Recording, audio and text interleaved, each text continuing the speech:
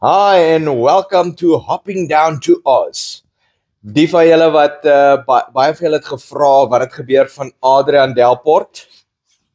Hier is die man, ons het hom gekry en ons het hom op die bank kom neersit en ons gaan vandag 'n bietjie hoor hoe gaan dit met hom. Vandag 'n bietjie gesels met hom.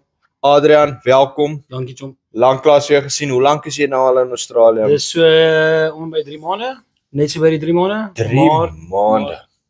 April, Mei, Junie, ja. Wat het Net nou oor die 3 maande. Wat het nou al als gebeur in hierdie 3 maande? So die laaste 3 maande was daar al 'n bietjie, daar was highlights, daar was downlights, daar was ups, daar was downs. So meer goeie goed as slegte goed as ek dit so kan stel. Ek het binne die eerste maand het ek my kar gekry.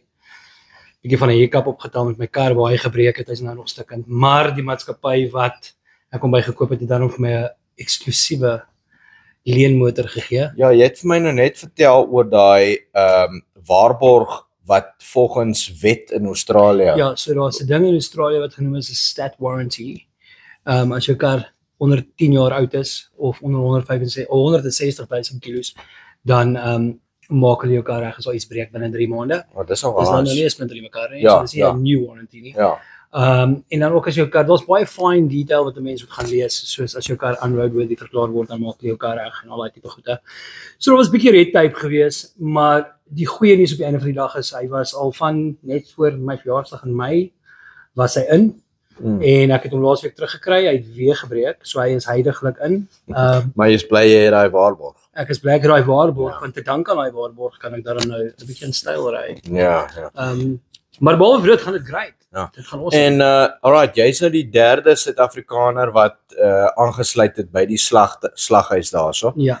Hoe skakel jy in by die ander ouens en by die Aussies?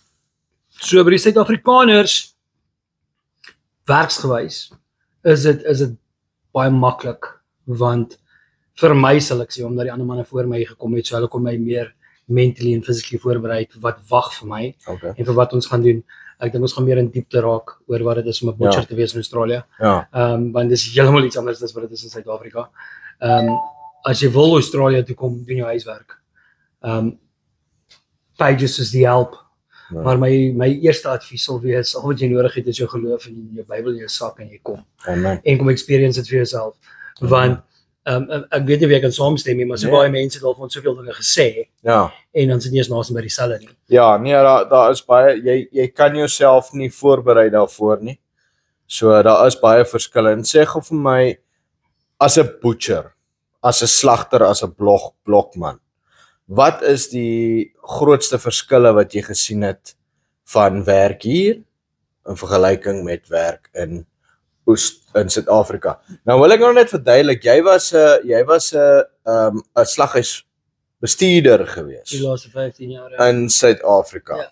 Right. Nou as jy vir ons kan sê wat jou werk hier is en hoe dit verskil van in Suid-Afrika. So voordat jy hiernatoe kan kom, gaan jy moet op daai vlak van bestuur kan wees. Want hulle vlak van kwaliteit in werk is hoër as wat ons is, as ek dit so kan stel. Hulle in Suid-Afrika begin jy met deboning en jy begin deur om mince te maak en wors te maak en jy werk jouself op na die bandsaag toe en dan na die counter toe en so gaan jy aan. Ons is qualified butchers waar ek doen hierdie werk nou al vir 24 jaar. Ek is nou gekwalifiseer van 2005 of 6 af. So ek sal jare lank qualify. Maar ek bou die meeste van die tyd. Wat jy heel onder in Suid-Afrika klink baie stout, dit klink stout. maar hy dit is om die vleis van die bene af te haal. Ja. So ja, dis meer dit nie. So Jou bewoording. jou bewoording. So deboning is jou main ding wat jy doen as 'n butcher. Jy kry butchers en jy kry knife hands. So knife hands is die outjies wat ek wil nie sê net onder ons is nie, maar hulle is nie qualified nie. Ja. Ons kan op bandsaw werk, ons kan op allerlei goed werk. So as 'n butcher kan jy alles doen in die plant. Maar jy moenie die mentality hê. So ek het hierdie fout gemaak. Jy's gewoond om 'n slaghuis uit 'n kantoor uit te hardloop en jy loop in jou blokmanne doen die werk en jy gaan jump nou en dan in met 'n mes in die hand en wys hoe om te debou en wys hoe om te debou te sny of ram te sny of die of daai. Hiersoos daar nie, jy wys vir iemand nie. Wie is jy die om die werk te doen? Net in dit self. En jy werk nie stadiger as iemand anders nie, jy werk om klaar te kry. Ja. Daar's nie records nie, maar daar's quantities wat gedoen moet word want ons werk in 'n meat plant. So as jy in 'n meat plant werk, soos om 'n slagpaal te werk in 'n deboning plant in Suid-Afrika, daar's plekke soos Triple A beef, Caribbean beef, al daai plekke. Presies dieselfde, maar hierdie is net ek wil persoonlik uit my eie persoonlike opinie uitsê dis 'n hoër gehalte van efficiency as ek dit so kan stel. Met ons wat ook by is, want ons het daai in Suid-Afrika is dinge baie gestreamline. Ja. So ons werk met dinge, jy haal die ding, ek doen die volgende ding, hy doen die volgende ding, by die deur uit. So hierso met die kennis wat ons het en met die kennis wat die Australiaanse ouens het, kan jy dit alles by combine. So ons is nie net Suid-Afrikaners wat van die buiteland afkom nie. Ons het Fijiane by ons het Vietnamese by ons. Vietnamese is baie goed met messe. Snaaks genoeg, jy sal nie so sê nie. Maar so dit alles combine op die einde van die dag as iets heeltemal anders. So jou mindset moet reg wees as van ek gaan 'n blokman wees. Ja. Ek gaan nie 'n baas wees nie. Ek gaan nie instap en dink ek is 'n supervisor aan agter die rug. Dis nou juist wat ek vir jou wou gevra het. Wat sou jy gelike het dat jy vir jouself kon gesê het voordat jy oorgekom het? En ek dink daai touch nou nogal daarop. Ja, so ek sal vir Adrian 4 maande terug sê. Ja. Doen jou push-ups. Jy gaan bokse breek. Ja. Jy gaan ja. So jy's nie meer 'n baas nie. My eerste 2 weke kon ek nie my hande gebruik nie. Ja. Ek dink jy het my gesien net nadat die hande was geswel geweest. Hulle was geswel, was seer geweest. Alles food safety is 'n ander level. Dit is die mense worry so oor hulle staf in Australië dat dis net die waar dit is die plek om te wees. Ja, jy gaan hard werk, maar jy word beloon daarvoor. Ja. Ja, dis ook nou 'n ding, daar is 'n mispersepsie, soos byvoorbeeld as jy Amerika toe gaan, jy is die handlanger. Hier is almal amper wil ek sê, die handlanger. Daar's nie jy's die baas, jy's die bestuurder, want daar is obviously bestuurders en baase, maar almal is basies, almal werk saam om dieselfde doel te bereik. As ek vir jou kan antwoord, die baas doen wat jy doen. Ja. As die pressure aan is, het hy sy glove en hy het sy voorskoot en hy het sy mes in sy hand en hy's saam met jou. Ja. Dis hoe dit werk. En dit is hoe ons, so toe ek net hier gekom het die eerste dag, was ek baie dopgehou obviously. Ja. Gesê hoe om dinge te doen. Ek maak 'n bespotting, ek maak 'n joke met my baas eendag en ek sê vir hom, hoor ek voel bietjie uitgestel. Ja. Want al die ouetjies word heeltyd gewys om dinge te doen, maar jy wys my niks. Hy sê maar hoef nie. Wow, okay. Ek het jou een keer gewys en dis dit klaar.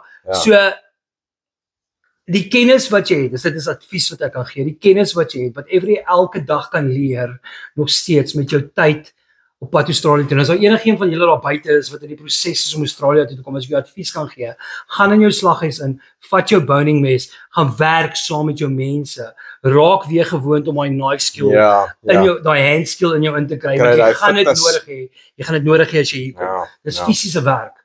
Dis nie happy go lucky ek staan en doen net een ding, it's not gonna work. Hoe is jou relationship met jou baase? My baas het ek geen issues nie. Ja. Hulle het sover, wel nie wat ek van weet nie, het hulle enige issues met my nie. Ek en my direkte baas, my bestuurder binne in die plant, kom baie goed oor die weg. Ons praat op 'n daaglikse basis, hy werk fisies saam met my. Die twee, as ek kan sê, direkteure wat ons hier na toe gerekruut het, is op 'n baie goeie voet met ons. Ja. Die dame wat alles gehandle het in ons company, wat sy doen is, sy het gereelde catch-ups met ons en gereelde seker maak ons is okay en al daai klas van. Spesiaal met my omdat Mariella nog op pad is. Ja. Wil almal net die hele tyd seker maak jy's in die regte mindset en daai is 'n want as ek kan eerlik wees en dis nog 'n ding, ek moenie jou familie daar los nie. Ja. Spaar die geld, koop die kaartjies, doen die medicals, kom almal oor. Eet brood en water as jy moet. Maar bring jou familie saam. Hierdie is die langste 3 maande wat ek in my lewe gehad het. Dis moeilik want dit is nie vir almal mondelik soos byvoorbeeld in jou case nie. As jy dit was baie moeilik, maar Adrian het 'n ander roete wat hulle volg. Hy het eers oorgekom, geld gespaar om goed reg te kry vir sy familie om oor te kom, wat freaking fantasties is. Want dis nie, jy kan nie heeltemal van scratch af hier altyd begin as jy nie daai bietjie finansies het nie. En nou op die oomblik, hulle gaan sterker en beter afwees 100%. as gevolg van die roete wat hulle volg. So as ons op daai punt kan kom, ek het 'n huis vol meubels, as jy weet. Ja, hy is vol meubels klaar bymekaar gemaak. Hy bly op die oomblik by die vriende van ons, wat ook op 'n tyd by ons gebly het. Ja, John en En hulle ja, ek weet nie of hulle name genoem word nie, maar kom ons sê so met John en Isma, baie dankie. Julle is fantasties. Ja, nee, dis great. En hulle het al vir hom gehelp, meubels bymekaar gemaak. Ons het nou nie video's geneem en goed van hulle wat dit doen nie, maar ons gaan nog hulle 'n paadjie deel met almal en hulle paadjie deel met almal. Ek gaan nog sy storie vertel, hulle storie vertel en gaan nog so 'n wonderlike storie wees. Ons wil net hierdie journey van hom kry tot waar sy familie by hom is. En dan sal ons dit verder vat van daar af. Wat ek vir julle kan sê op die oomblik is dat ek het nou nog gesê met jou Bybel in jou sak en jou geloof in jou hand. As dit nie was vir God nie, was ek nie vandag hier. Amen. Daar's nie twee ways about it nie. Selfde. En dit kom alles by keuses. Ja. Die dag as jy jou pa se huis verlaat, dan gaan jy vir jou vrou kry of jy gaan vir jou man kry. Maak seker jy kry die regte een. Nee, ek gaan nie vir my 'n man kry nie. Ek het na Lona toe gewys. Hooplik kry Lona die man gekry, nie jy nie.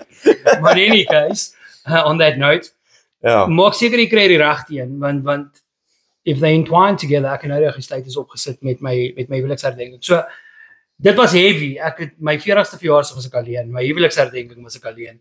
My meisiekind se 17de verjaarsdag was ek hier so. Ek was nie by haar gewees nie. Sy het ook 'n pa nodig. My vrou het my ook nodig gehad om ons huweliksherdenking om tyd saam te spandeer. Ons is net 4 jaar getroud, maar dit voel ons mekaar gister ontmoet het.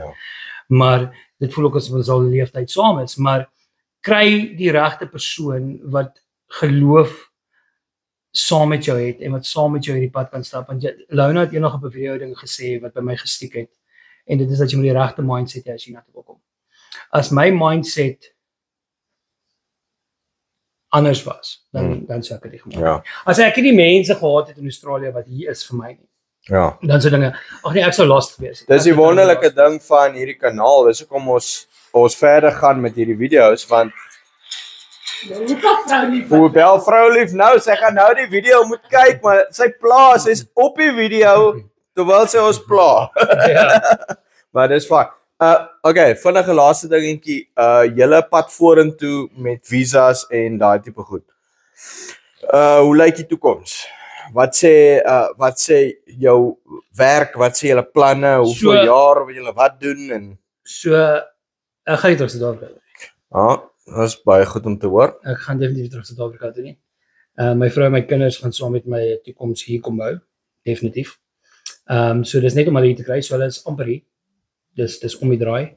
Julle sal almal weet sodra hulle hier is. Ja. Dan sal ons video's doen en al daai dinge. Yes. So hulle is binnekort hierso en dan is die volgende stap om permanent residency te kry. So ek is in die proses om te kyk vorentoe wat dit is wat ek kan doen om daai dinge in plek te kry. En dan van daar af sal ons dan dit vorentoe vat. Ja. So die wat wou geweet het hoe dit met Adrian gaan, julle weet nou hoe dit gaan. Ons gaan sy storie nog verder deel sodra sy familie is en sodra hulle in hulle huis is en daai tipe goeters. Baie dankie dat jy dit met ons kon gedeel het. En Lona is ook hier, so wys jou gesiggie. Wys jou gesiggie, sy's ook hier. Dit is 'n bietjie weg gekry. Baie dankie. Ons sê